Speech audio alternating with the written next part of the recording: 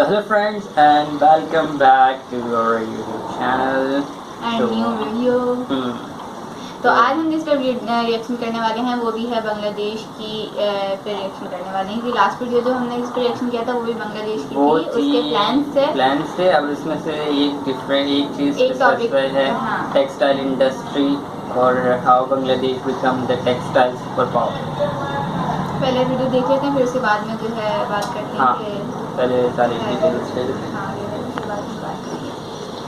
Start करें। So are you ready? Yes. साल 1971 इतिहास के पन्नों में दर्ज है। ये वो साल था जब बांग्लादेश उस वक्त अपने से कहीं ज्यादा ताकतवर और अमीर देश पाकिस्तान से अलग हुआ था। आज़ाद तो हो गया था, लेकिन भुखमरी, अकाल, आर्थिक तंगी समेत लगभग हर परेशानी से जूझ रहा था। लेकिन आज जब लगभग 50 साल बाद पलटकर बांग्लादेश की तरफ हम देखते हैं तो ये उसी पाकिस्तान से कई गुना आगे नजर आता है। पाकिस्तान छोड़िए, कपड़ा उद्योग में बांग्लादेश की तरक्की भारत के लिए भी एक सीख है। सिर्फ चीन को अलग कर दिया जाए तो बांग्लादेश टेक्सटाइल के मामले में सबसे आगे है। अमेरिका, जर्मनी, ब्रिटेन, भारत जैसे देश बांग्लादेश के सामने पानी भरते नजर आते हैं। लेकिन ये सब मुमकिन कैसे हुआ? कैसे बांग्लादेश अकेले टेक्सटाइल के सहारे अपनी आर्थिक स्थिति को मजबूत करने में कामयाब हुआ? आज के इस वीडियो में हम आपको यही बताने जा रहे हैं।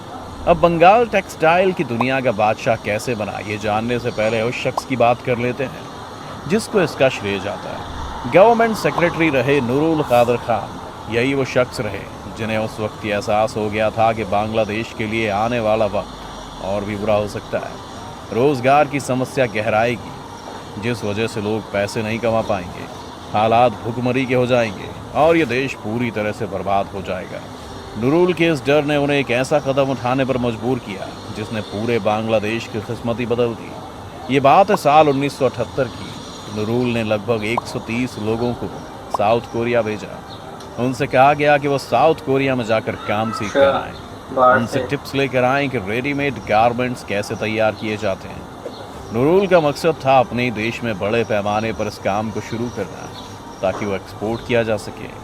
नूरुल का ये प्लान उस वक्त सफल होता हुआ नजर आया जब ये 130 लोग काम सीखकर बांग्लादेश वापस लौटा। इन सभी ने बाकी लोगों को काम सिखाना शुरू किया।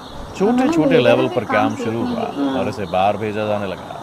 साल 1982 में नूरुल कादर खान ने देश गारमेंट नाम से एक कंपनी शुरू की जिसने रेडीमेड गारमेंट्स को एक्सपोर्ट करना शुरू किया। आपको जानकर हैरानी होगी कि 1972 में बांग्लादेश की जीडीपी लगभग 6.29 बिलियन अमेरिकी डॉलर्स थी, जबकि यही जीडीपी साल 2014 में 173.82 बिलियन डॉलर्स की हो गई।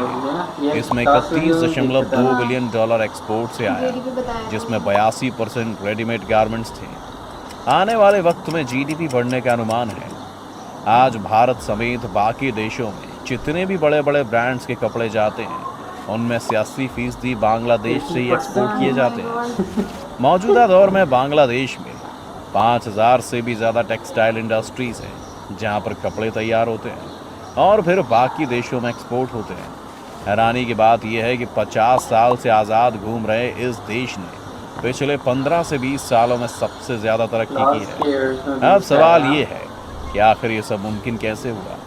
दरअसल जिस बांग्लादेश में टेक्सटाइल की नींव रखी जा रही थी उस वक्त वहाँ के लोग काफ़ी गरीब हुआ करते थे। 2 वक्त की रोटी की जुगाड़ करने के लिए उन्होंने इन इंडस्ट्रीज़ में काम करना शुरू कर दिया। आज हालात ये हैं कि अकेला ढाका टेक्सटाइल इंडस्ट्री का हब बन चुका है। आप ये भी जान लीजिए कि ढाका में 2 तरह की दुनिया बसती है। एक तरफ ऊंची ऊंची बिल्डिंग्स हैं, बड़े बड़े होटल्स हैं, वीआईपी इलाका है, और दूसरी तरफ 5000 फैक्ट्रीज और इनमें काम करने वाले लोगों के ठिकाने जिन्हें स्लम्स भी कहा जाता है। कहा जाता है कि ये शहर पूरी दुनिया में सबसे कम मजदूरी देने वाला शहर भी है। यहाँ पर रोज़ सुबह फैक्ट्रियों के सायरन बजने शुरू हो जाते हैं। यहाँ पर 40 लाख से ज़्यादा मजदूर काम करते हैं। दिन पर दिन इन मजदूरों का आंकड़ा बढ़ता ही जा रहा है। आपको जानकर ताज्जुब होगा कि ऐसा कोई भी बड़ा रेडीमेड ब्रांड नहीं होगा जो यहाँ नहीं बनता। वॉलमार्ट से लेकर पूमा तक ये ब्रांड्स यहीं तैयार होते हैं, फिर यूरोप और अमेरिका के बड़े बड़े शोरूम्स तक पहुँचते हैं। आप भले इन ब्रांडेड कपड़ों को खरीदने के लिए हज़ारों रुपए खर्च करते हैं, लेकिन जो मजदूर उन्हें बनाते हैं उन्हें हर घंटे के 10 रुपए तक नसीब नहीं होते। एक टी शर्ट बनाने के बदले इन्हें महज 80 पैसे मिलते हैं। और हाँ, ये आज के दौर की बात हो रही है। आपको बता दें कि ढाका की इन फैक्ट्रीज में T shirts, sweater, trouser, men's और विमेंस शर्ट्स बनती हैं। ढाका के साथ साथ ये फैक्ट्रीज अब चिटगांग और आसपास के इलाकों में भी फैल गई हैं। इतने बड़े पैमाने पर यहाँ टेक्सटाइल का कारोबार होता है। सालों से चला आ रहा इस कारोबार ने बांग्लादेश को बाकी सभी देशों से बहुत आगे खड़ा कर दिया है। खास बात यही है कि यहाँ पर सस्ता श्रम है और सबसे बेहतर फिनिशिंग है और ज़बरदस्त क्वालिटी है। क्या आप जानते हैं कि 1971 में पाकिस्तान बांग्लादेश से 70% अमीर था, जबकि मौजूदा वक्त में बांग्लादेश 45% ज़्यादा अमीर है। बांग्लादेश का जीडीपी पर कैपिटा 9% बढ़ा है। इसे आप ऐसे समझिए कि बांग्लादेश की प्रति व्यक्ति आय $2,227 हो गई है, जबकि पाकिस्तान की प्रति व्यक्ति आय $1,543 रह गई है। कुछ वक्त पहले एक पाकिस्तानी अर्थशास्त्री ने एक बहुत बड़ा बयान दिया था। पाकिस्तान की कंगाल हालत को देखते हुए उन्होंने कहा था कि ये भी मुमकिन है कि साल 2030 तक पाकिस्तान को बांग्लादेश की आर्थिक सहायता लेनी पड़ जाए। इसे आप बांग्लादेश की मेहनत या लगन ही कह सकते हैं कि उसने टेक्सटाइल के मामले में सभी को पछाड़ दिया है।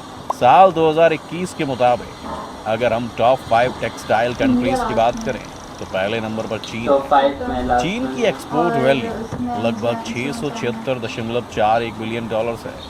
चीन में सिल्क, कॉटन, ऊन, हाथ से बने स्वेटर, मशीन से बने कपड़े, रेडीमेड गारमेंट्स, ये सब कुछ बनता है और वो भी बहुत कम कॉस्ट पर। फिर दूसरे नंबर पर आता है बांग्लादेश, जिसकी एक्सपोर्ट वैल्यू $360.39 बिलियन है। तीसरे नंबर पर आता है भारत, जिसकी एक्सपोर्ट वैल्यू $250 बिलियन है। चौथे नंबर पर जर्मनी, जिसकी एक्सपोर्ट वैल्यू 173.3 बिलियन यूरोज रही है। पांचवें नंबर पर वियतनाम आता है, जिसकी एक्सपोर्ट वैल्यू 111.56 बिलियन रही है। वैसे जर्मनी और भारत एक्सपोर्ट वैल्यू के हिसाब से आगे पीछे होते रहते हैं, लेकिन चीन के बाद बांग्लादेश धड़ल्ले से अपने कारोबार को तेजी दे रहा है, जो भारत के लिए भी एक सीख है। H&M, आपने नाम तो जरूर सुना होगा। यूरोप के सबसे बड़े रेडीमेड रिटेलर H&M का 50% काम यहाँ बांग्लादेश से ही होता है। इसके अलावा दुनिया के सबसे बड़े ब्रांड वॉलमार्ट, यूके के जाने माने ब्रांड प्राइमर्क, रॉल्फ लॉरेन के गारमेंट्स भी यहीं पर तैयार होते हैं। हाल ही में यूरोप ने अपने ऑर्डर में इजाफा किया है। यही नहीं, यहाँ पर Hugo Boss, Tommy Hilfiger, Benetton, Star Row, Giorgio Armani, Calvin Klein जैसे रेडीमेड कपड़े भी बनते हैं। दिलचस्प बात यह है कि जिस तेज़ी से बांग्लादेश टेक्सटाइल की दुनिया में आगे बढ़ रहा है, वो दिन दूर नहीं है जब वो चीन को भी पटकनी दे देगा।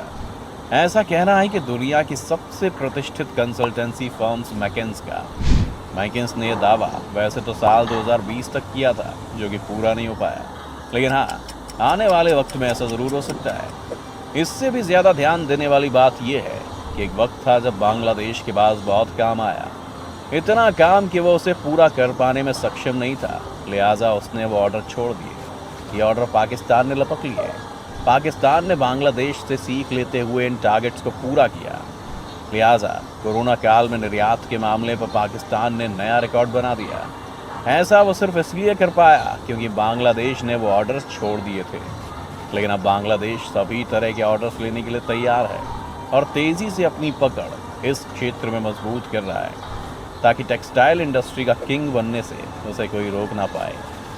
अब कहना गलती नहीं होगी कि बांग्लादेश ने कारनामा कर न सिर्फ अपने देश को मजबूत बनाने का काम किया है, बल्कि अपने देश की महिलाओं को भी सशक्त करने का काम किया है।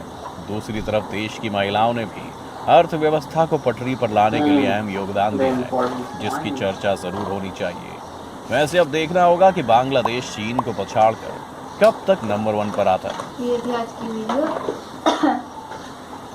अब मुझे ये है कि चीन चाइना जो है, चाइना के बाद जो है बांग्लादेश मतलब सबसे ज़्यादा है, और इतने सारे बड़े ब्रांड जितने भी हैं वो सारे जो है बांग्लादेश में बनाए जाते हैं। ज़्यादातर 80% वो पहले बांग्लादेश में बनती है और फिर वो जो है जाती है वहाँ बांग्लादेश से। तो ये बहुत सारा के हार्ड वर्क हाँ शुरू से दिखाया है कि मतलब कितना स्ट्रगल किया हम लोगों ने इस चीज़ में कुछ ना। कुछ नहीं, कुछ ईयर हो लोगों गए को करने की लगन होती है ना, तो वो कर लेते हैं, हाँ बट ज़ाहिर सी बात है, आगे बढ़ने के लिए हार्ड वर्क करना पड़ता है। तो वही है। और दूसरा पॉइंट कि वहाँ पे फीमेल्स भी जो है ना, औरतें भी जो है वो अपना साथ जो है में साथ दे रही हैं, हाँ मतलब काम participate कर करती रही हैं, हैं तभी जो है वो नेशंस आगे बढ़ते हैं। जब तक आप एक साथ होकर काम ना करो तब तक आई थिंक हम्म। कुछ भी पॉसिबल नहीं हो पाता है। तो लेसन है इसमें भी। हाँ, तो ये थी आज की वीडियो। होप सो आप लोगों को पसंद आई होगी। पसंद आई तो वीडियो को लाइक करना। और अगर कोई चीज़ इसमें मिस हो गई है तो आप हमें कमेंट करके बता सकते हो। हाँ वैसे आई थिंक काफ़ी कंप्लीट वीडियो थी है कि हाँ। सब कुछ बताया गया है कि कितनी पहले की जीडीपी और अब की वो काफ़ी बढ़ गई है बांग्लादेश की, और अगर इसी तरीके से काम करता रहा तो आई थिंक चाइना को भी पीछे छोड़ देगा। तो होप सो। तो बाकी सारी कंट्रीज़ के लिए भी है कि उसको उनको सीखना चाहिए। हाँ, सीखना चाहिए। तो बस यही था आज की वीडियो से। फिर मिलेंगे आपसे किसी और वीडियो में, जब तक के लिए अल्लाह हाफिज़।